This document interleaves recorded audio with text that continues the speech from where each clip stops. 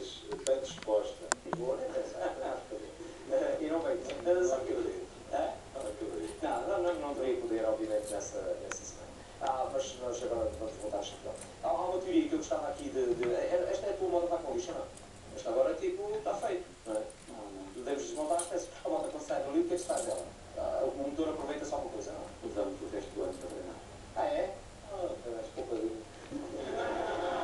Eu julguei que ias falar das sapatilhas. Não. É outra teoria. Não viu. É outra teoria que eu tenho. Eu tenho uma teoria que é: os portugueses. Então o que é que nós fizemos? Fomos pôr duas coisas no lixo, a ver o que é que acontecia. Fizemos um bonequinho do Nodi, uma coisa que pelos vistos as pessoas têm que estar peteiros. E depois pensámos, levámos um plasma destes para lá e pusemos no lixo, obviamente a controlar a produção, está ali a tomar conta. E o que é que as pessoas levam para casa? O plasma. Não. É o Nodi. É o nosso momento. Quanto tempo aguenta?